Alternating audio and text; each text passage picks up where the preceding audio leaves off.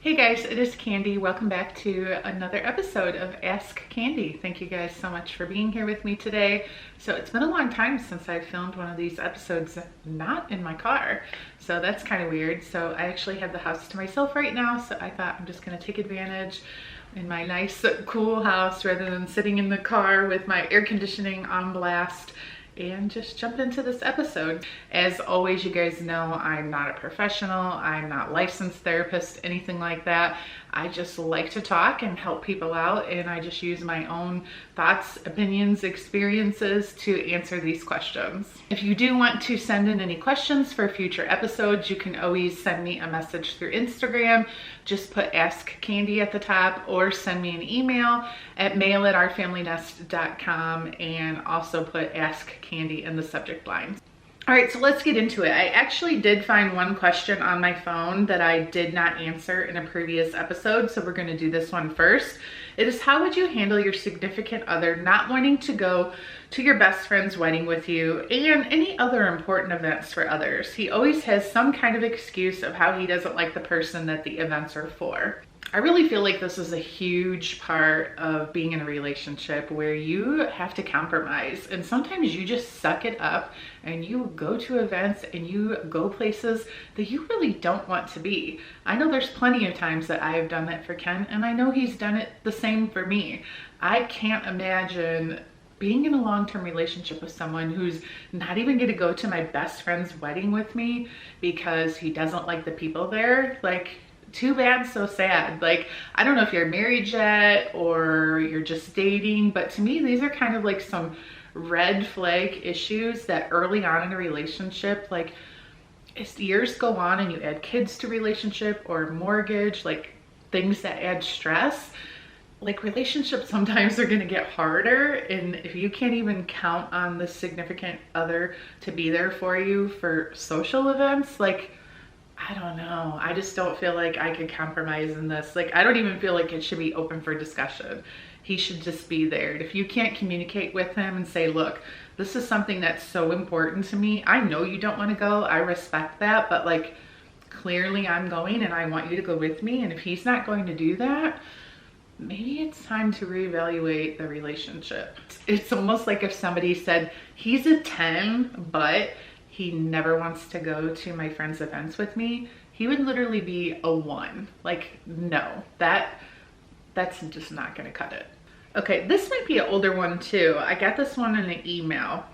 I'm wondering what I should do. I've been dating my boyfriend for almost 4 years. We broke up last October for a month and then we got back together. Then we broke up again for 3 months in February. Now we're back together. We always seem to fight and I get annoyed with him pretty often. We love each other and that's why we always get back together, but for some reason we can't get a break from the fighting. How should we resolve this? Also, I can tell there's a lot of jealousy from him if I look at my phone or if I say any guys' names, like people that I work with. I let him know nothing's going on, but he doesn't seem to trust me. Also, his family seems to really hate me. I understand we broke up a few times, but I feel like they shouldn't treat me badly because of it. Whenever I come around, they get quiet and always end up going up to their rooms or avoiding the fact that I'm there. I've always wanted a close relationship with my boyfriend's family, so how do I get them to accept the fact that we're dating and back together? I can very much relate to this question. Let's do the second part of your question first, because I feel like this is a mistake a lot of younger people make in relationships, and I shouldn't even call it a mistake. It's just a fact of life. I know when Ken and I were together and we broke up many times, like he literally moved in with me, we fought, I kicked him out, he moved back in, we got in fights again, he moved out again, and every time that happened, I would like talk to my mom especially and be like, oh, I'm just sick of this, I'm sick of that, I'm mad at him for this, I'm mad about that. And I'm sure she started to develop these like negative feelings towards him and just felt like, you know, he's just not the right guy to make my daughter happy. So of course, if we were to all spend time together, like if we would go to my mom's house, I'm sure she would probably feel uncomfortable around him. I think it's natural.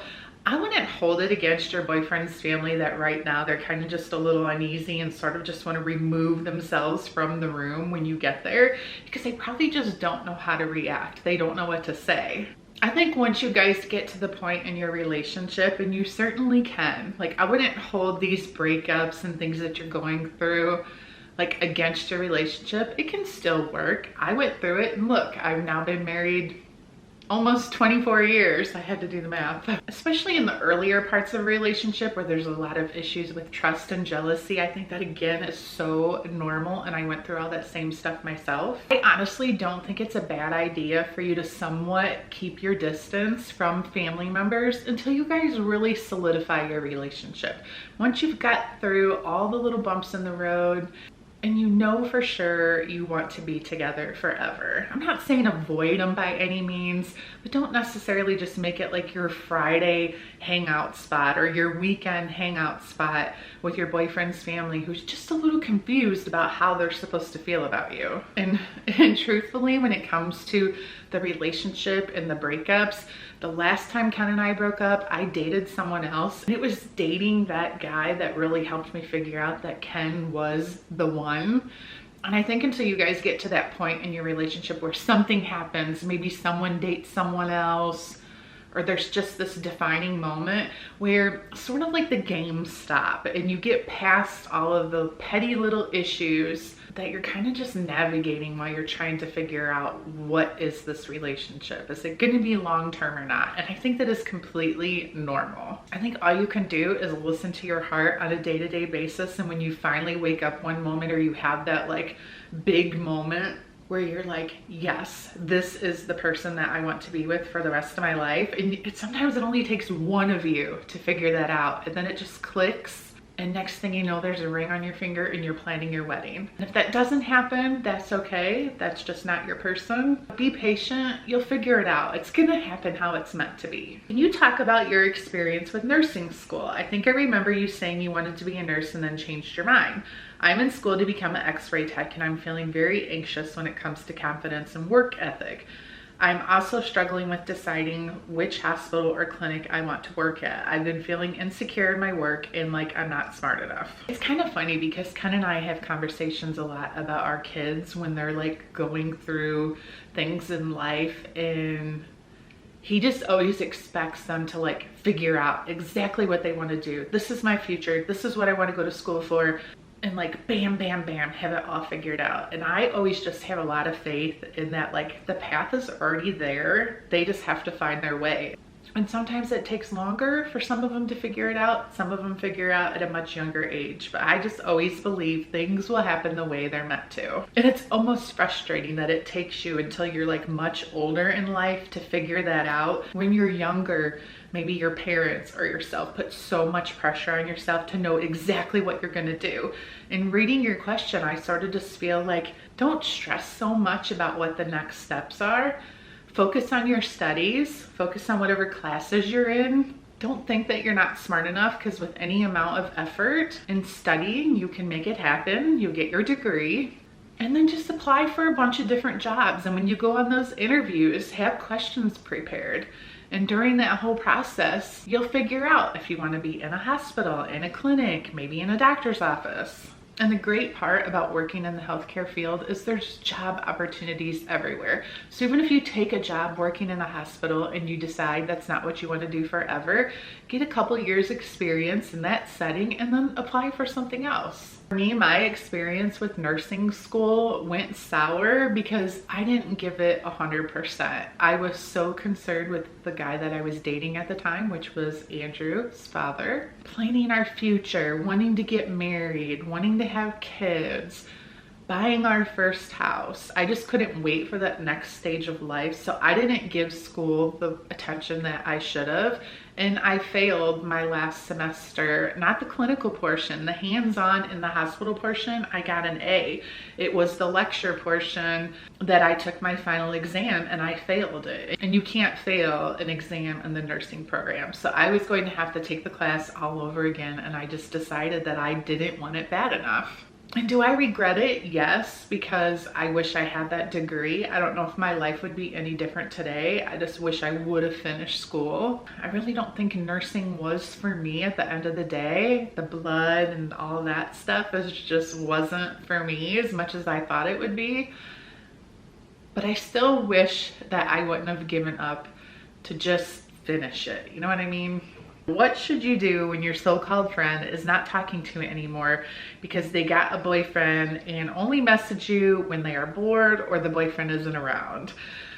Oh boy, I really feel like this is pretty typical. And in fact, if tables were turned and you were the one with the boyfriend, you might be doing the same thing to her. I know you're gonna say, no, I wouldn't.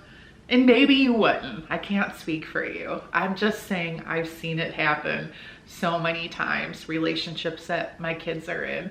I do want to say that I feel like from what I've seen, all of my kids were pretty good about still always setting time apart for their friends separately from their significant other. But I think it's really truly pretty common for the best friend to kind of be pushed aside or be, let's say, second place over the boyfriend or girlfriend. Don't take it personally. It's not about you. It's this right here and this right here, our hearts. We can't help what the heart wants. And when you're in love, you just want to be with that person all the time, as much as possible. So if that means, unfortunately, that you're kind of only getting the time that when the boyfriend is not available, it kind of is what it is. If anything, I guess it's up to you as to whether or not you want to be patient enough in this friendship to continue to be her best friend. That is your choice. You know what I mean? Like, I'm not saying that you should ditch her and go find a different best friend, but maybe it's time you do find other things to fill your time with, other people to hang out with, and don't wait around to see if whether or not she's going to call you to see what you're doing on Friday night. Make your own plans, and if you see her, you see her. If you don't, you don't. I am a 17-year-old girl who's about to graduate high school, and I'm looking to commute to my college for nursing in the fall to save money, have my own space, schedule, etc. But I'm worried about the social aspect of it all and what I might be missing. I know it is a wiser option, but I am struggling to reassure myself that I can still make friends, get involved, etc. Any advice would be great. This is a very relatable question because I went through this with my kids, with my oldest, Andrew, and even with Carly. Just talked about this recently in one of her videos about feeling like, you know, you missed out a little bit on that like total college experience. I think the main thing for you to tell yourself is you can be involved at your college as much as you want to. It really comes down to when your class is over, don't get in your car and come home. If you don't have a job that you have to go to right away, hang out at your college, just like you would if you were away at college. Hang out at the library, at the rec center if they have one. Get involved in clubs. Look at it where you're going to do all the same things that you would do at that college as though you were living in the dorms. Make friends with people that live in the dorms. You know, when you're in class, you're just introducing yourself to people, you're making friends. I know that's not easy, especially for kids these days, because everything we do is on our phones and we only know how to communicate on our phones. But if you put yourself out there and get involved in activities, sports, recreational sports, whatever it is that you may be interested in, you can have that nearly same college experience as someone who went away to college. You just have to take the extra initiative to make it happen. I'm 21, turning 22 soon, and I've been dating my boyfriend for almost 2 years. I have gotten really close with his sister, who is 19. I would consider her one of my close friends, besties. Basically, sometimes she will get upset with me over little things that shouldn't be a big deal, and it will bother me a lot. I want to tell my boyfriend her brother, but I don't know how to bring it up, or if I should, because I don't want him to be put in an awkward spot or pick her side and get mad at me.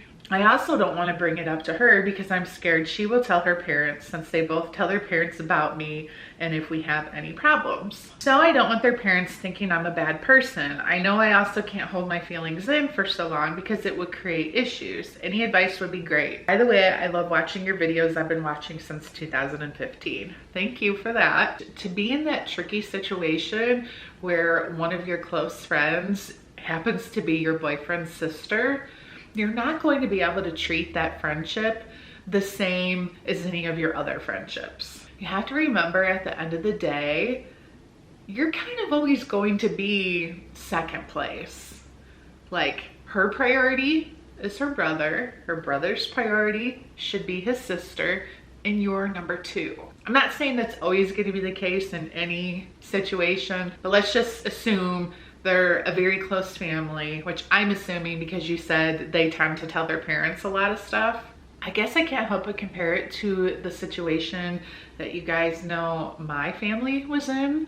A very similar situation, and I can tell you confidently that if Carly would come to me and say, you know, something about one of the boys' girlfriends that she happens to be friends with, naturally I'm always going to pick the side of protecting my son or protecting my daughter. So you do kind of have every right to be concerned about what you share with the sister may be told to the parents. I think you're just gonna have to tread lightly. I think it's amazing because you could really have a lifelong, like, built-in best friend as long as you're with your boyfriend. Like, let's say you guys get married someday, like that could be an awesome relationship. But even as grown adults, say you're in your 30s, 40s, 50s, it's always going to be your husband's sister or your best friend's brother. Probably gonna kind of have to learn to deal with and find other friends to vent and complain to them about those things instead of each other. You're saying you don't want to put them in an awkward spot and you don't want them to feel like they have to pick sides, then you're not going to be able to come to them with whatever these issues are. You're going to have to find a way to work it out and treat both of those relationships separately. If you have issues with her, deal with it like you would with any of your other friendships. If you have issues with him, deal with it like you would with any guy that you date. You can't expect to involve them with the issues that you're having with the other person.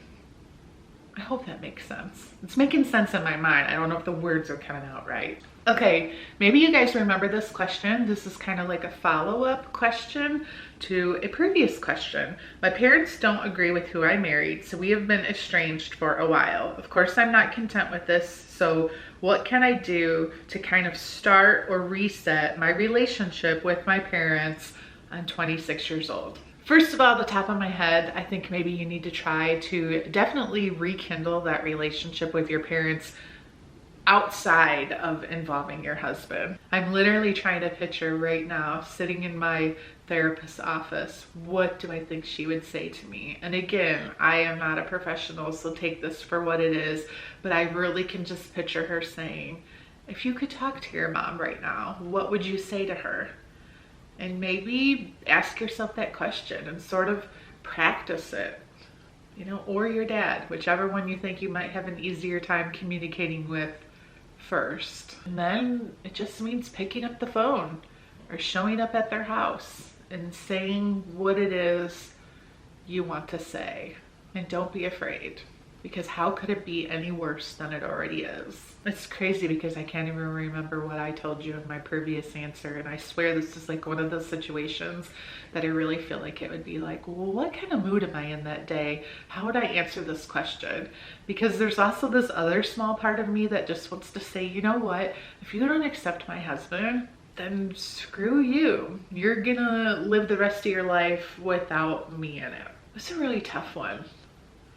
It's like it really would depend. Am I having an emotional day, or am I having a kind of I'm pissed off at the world day? And I'm sure you've probably gone through all ranges of emotions when it comes to this situation. So yeah, I really feel like it's gonna have to come down to, what do you want to happen? And being that you messaged me again about the same situation leads me to believe in your heart you must really want to fix the relationship with your parents.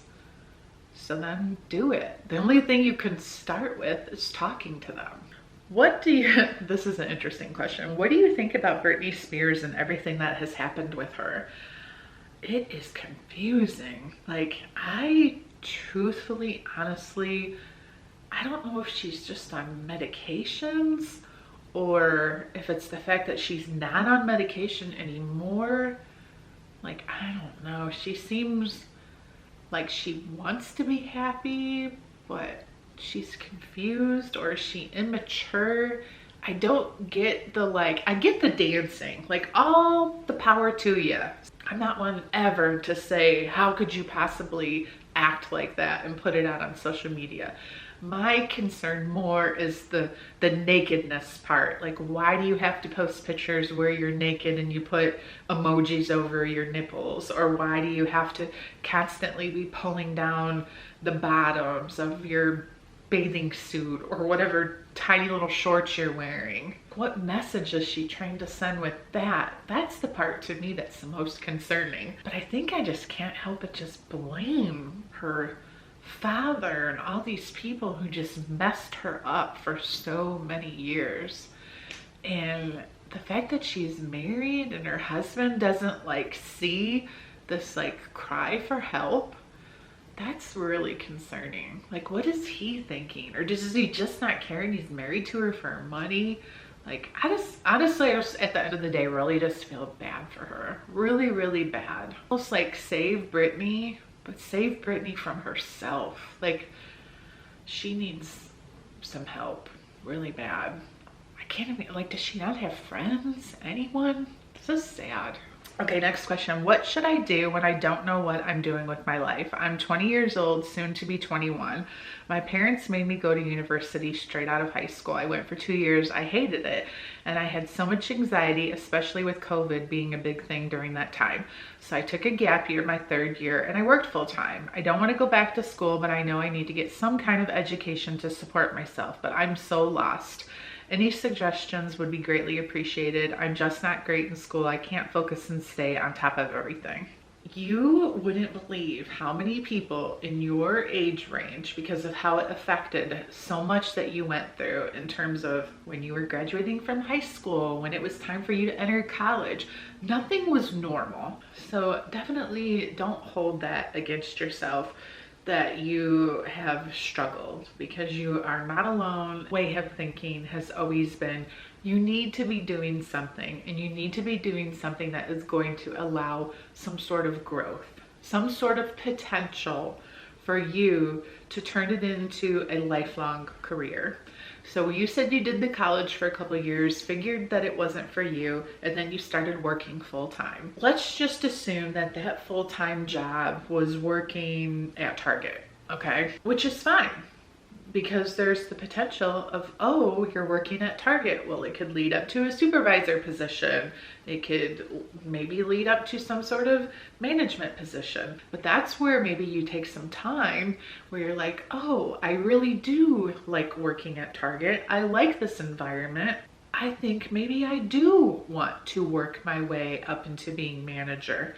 Ding, ding, ding. Maybe I should go back to school and get my business degree, or get some sort of communication degree, whatever it is, because unfortunately nowadays when it comes to management positions and jobs like that, they want you to have a college degree, and half the time they don't even give a crap what that college degree is in. They just want you to have that stinking piece of paper. On the other hand, what if you were working at Target just because that's where you could find a full-time job, but you know for your future that Target is not what you want?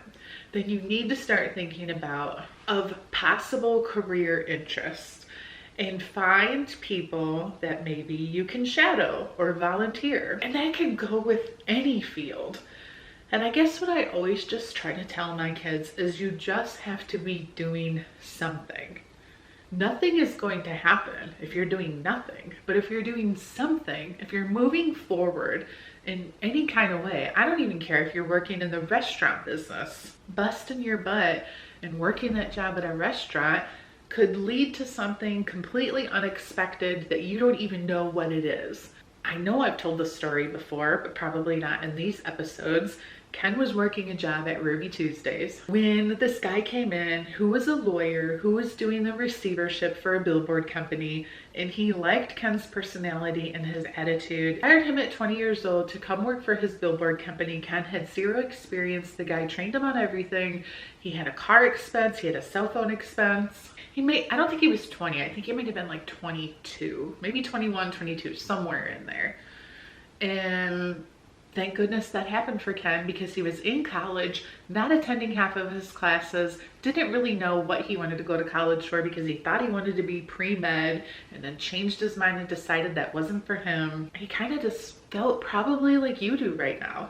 So what did he do? Dropped out of college, took this job, turned into him starting his own billboard advertising business that we still even run today and have clients today. The major point is, like I said, you just have to be moving forward in some way. Learning new things, trying out new things if you expect new things to happen, if you want to advance in life, if you want to better yourself. Again, I think it's important to think about, if you're not going to be in school right now, the job that you're working at, try to make it in something that you think could have the potential to lead to something that you might be interested in long term. Like, don't go get a job at Target if your dream is to be a cook at a fancy restaurant someday. Like, go get a job at a restaurant then. If you're completely unsure of what you want to do, just try some different things until you figure it out. And don't put so much pressure on yourself to have life all figured out tomorrow, because I'm 50 and sometimes I don't even think I have my life figured out. So we're all just trying to do the best that we can on a day-to-day basis. So that is going to wrap it up, guys. I still have more questions that I did not get to. Thank you guys so much for sending in all of these questions. They were amazing. I will be back in 2 weeks with the next episode. As long as you guys are enjoying these episodes, I'm going to keep making them. Thank you so much. Have an amazing weekend, and you're getting to enjoy this Memorial Weekend holiday. Love you guys. Take care, and I'll see you back with the vlog here on Monday. Bye, guys.